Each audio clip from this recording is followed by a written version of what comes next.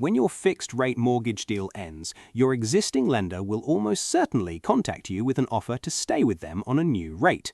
They call it a product transfer, and they make it sound simple, quick, and entirely sensible. It often is the right choice, but there are 5 specific things about product transfers that your mortgage broker may not proactively tell you, either because they don't earn commission on them, because they assume you already know, or because raising them creates a more complicated conversation than simply processing the transfer. Understanding these 5 things before you respond to your lender's offer can be the difference between a product transfer that genuinely serves your interests and one that serves your lender's retention targets at your expense, often without you being aware that either outcome was a possibility. I've been tracking the UK property market for years, and the product transfer market is one of the areas where the information gap between lender and borrower is most consistently exploited, not always deliberately but structurally, through a process designed for speed and simplicity in ways that don't always prioritize comparison. Let's get into it. It's worth being clear from the outset that product transfers are not inherently a bad option. For many borrowers, in many circumstances, staying with the existing lender on a competitive new rate is entirely the right decision, and the simplicity of the process is a genuine feature rather than a trap. What makes these 5 things worth knowing is not that product transfers are wrong, it's that the structural incentives and information gaps around them mean the decision is frequently made without the full picture, and the cases where that matters are worth understanding before you're in a position of having to act quickly under time pressure. Before going through the 5 things, it's worth understanding what a product transfer actually is and how it differs from a remortgage, because the distinction matters considerably. A product transfer is a rate switch with your existing lender. You stay on the same mortgage with the same lender on a new fixed or variable rate deal. There is typically no new affordability assessment, no new credit check, no new property valuation, and no legal work required. The process can be completed in minutes online in most cases. A remortgage, by contrast, involves switching to a new lender entirely, which requires a full new application, including affordability assessment, credit check, property valuation, and conveyancing. The product transfer's simplicity is genuinely attractive, particularly for borrowers who are worried about failing a new affordability test or whose property value may have changed since their original purchase. But that simplicity comes with the specific trade-offs described below. Thing number 1. Your broker doesn't earn commission on a product transfer with your existing lender. This is the piece of information most relevant to understanding why the advice you receive about product transfers may not be entirely neutral. When a broker arranges a remortgage to a new lender, they earn a procuration fee from that lender, typically a percentage of the loan amount, which represents meaningful income for the broker on a transaction they've invested time and advice in. When a borrower does a product transfer directly with their existing lender, the broker earns nothing, or in some cases, a significantly reduced fee. This doesn't mean brokers will never recommend a product transfer, many do, and many are genuinely transparent about this dynamic, but it does mean that the incentive structure doesn't naturally push a broker toward proactively presenting the product transfer as an equivalent and potentially better option alongside the remortgage comparison they're being paid to facilitate. A borrower who asks their broker directly to compare the product transfer rate their lender has offered against the best remortgage rates available will often get a more complete picture than one who simply follows the broker's initial recommendation without asking. It is also worth knowing that some brokers do charge a fee for arranging or advising on a product transfer specifically, rather than simply absorbing the lost procuration fee, which is an entirely reasonable approach. A broker who is transparent about how they're paid and who is willing to include the product transfer as a genuine option within a wider comparison is providing a more genuinely useful service than one who either steers away from it without explanation or processes it without comparison. Thing number 2, the product transfer rate your lender offers first is not necessarily the best rate they'll offer you. Lenders contact existing customers with retention offers that are frequently set to maximize the lender's margin while remaining competitive enough to prevent the customer from leaving. The initial offer in the initial contact letter or email is not always the same as the best rate the lender would offer if a broker called on your behalf, because some lenders maintain separate rates for broker-introduced business versus direct retention, and because the initial offer is calibrated around what the lender models as your likelihood of switching, rather than around giving you their most competitive product. The practical implication is that the number in your lender's first contact is a starting point, not a final answer. Checking whether the lender offers a better rate through a broker channel or whether the rate improves if you engage more actively with the retention team rather than simply accepting what arrives in your inbox is a step many borrowers skip because the process looks complete when it clearly isn't.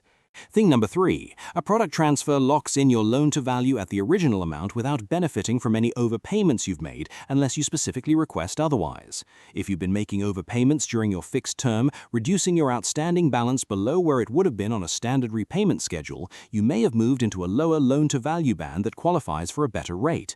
Many borrowers don't realize that their improved equity position needs to be actively communicated and confirmed in order to be reflected in the product transfer rate they're offered, because the lender's automated retention system typically works from the headline outstanding balance rather than automatically checking whether your updated balance qualifies you for a better pricing tier.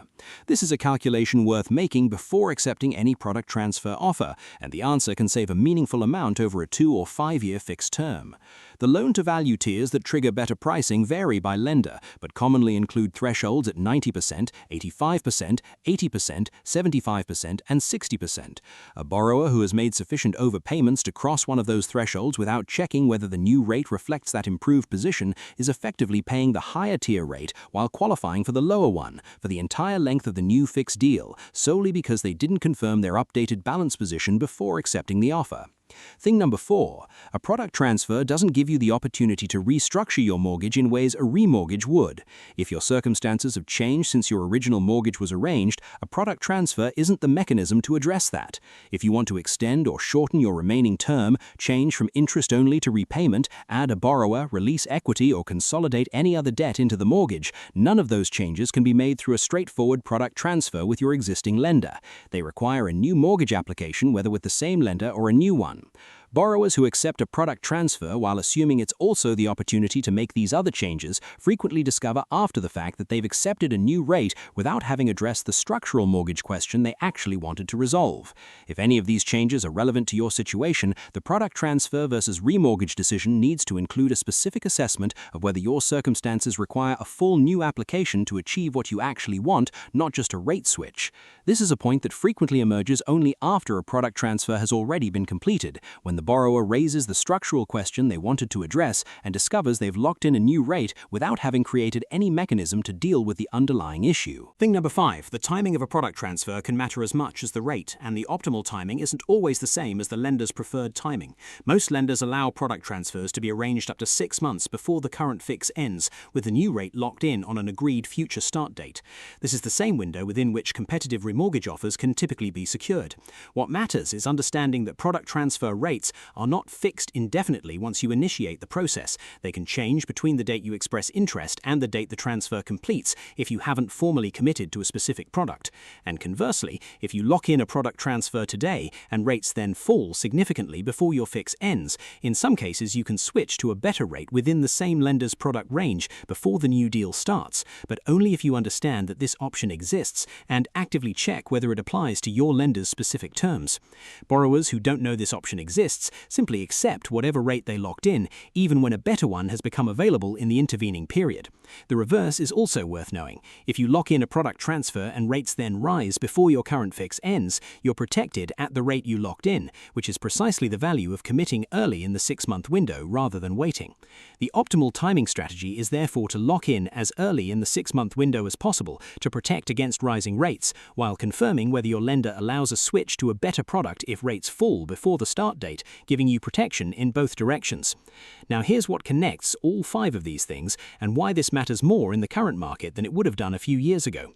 The product transfer market has grown enormously as a share of overall mortgage lending, precisely because more borrowers are worried about failing remortgage affordability tests, have seen property values soften, or simply want to avoid the time and cost of a full remortgage process.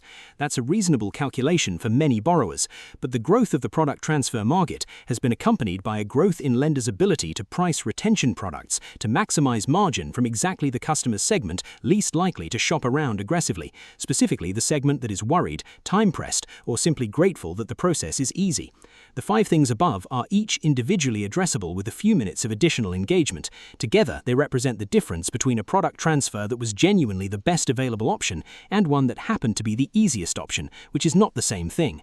The market's current volume of product transfers, which now accounts for a majority of all mortgage rate switches in the UK, is partly a reflection of genuinely rational borrower choices and partly a reflection of a process that is so much easier than the alternative that it has become the default for a large number of borrowers who haven't explicitly weighed the comparison. Here's what nobody puts together properly. The borrower who accepts a product transfer without checking these 5 things, and the borrower who checks all 5 and still ends up on the same product transfer rate, have the same outcome in the end. The difference is that the second borrower made an informed choice. In some proportion of cases, checking these 5 things will identify a better rate, a more appropriate lender, or a structural change that a product transfer cannot deliver. In those cases, the cost of not checking is real and ongoing for the entire length of the new fixed term. And because the amounts involved in a mortgage are large, even a modest rate difference, half a percentage point over a 5-year fixed term on a £200,000 mortgage, represents a meaningful total sum, money that stays in the lender's margin rather than in the borrower's pocket purely because the borrower didn't know to look. That sum, calculated over the full term of a fixed deal, is often considerably larger than the cost of a proper broker consultation, which makes the comparison straightforwardly worth doing even when the borrower ultimately concludes that the product transfer was the right choice all along. Here's how this plays out for borrowers who accept the first offer. They receive the lender's retention letter, find the rate broadly acceptable, complete the product transfer online in 10 minutes, and feel good about having dealt with something important efficiently. In most cases, they've made a reasonable decision. In some cases, they've left money on the table and missed a structural change they needed without knowing either thing happened. Here's how this plays out for borrowers who engage properly. They receive the lender's offer, treat it as a data point rather than a conclusion, contact a whole-of-market broker specifically to compare it against remortgage options, check whether their updated outstanding balance qualifies them for a better rate tier, confirm whether any structural changes to the mortgage are needed before locking in a new rate, and check the lender's specific terms around switching to a better product if rates move between now and when the new deal starts. This takes more than 10 minutes. It often arrives at exactly the same outcome as the first approach, and occasionally it saves a meaningful amount of money or addresses a mortgage need that the product transfer alone would have left unresolved. If your fix is ending in the next 6 months, treat your lender's product transfer offer as the beginning of a comparison process rather than a decision in itself. The offer is useful information. It is not the full picture of what's available to you. A whole-of-market broker who is transparent about how they're paid and who is willing to include the product transfer as one option in a genuine comparison, not just a remortgage pitch, is the most efficient way to know whether you're being offered a competitive rate or a convenient one. Those 2 things are often the same. When they're not, you want to know before you lock in for another 2 or 5 years. The 10 minutes saved by accepting the first offer without comparison is a false economy if it costs you the equivalent of several months of mortgage payments over the life of the deal. And the borrowers who routinely get the better outcome are almost always the ones who treat the lender's first offer as a prompt to compare rather than a signal that the decision has already been made for them.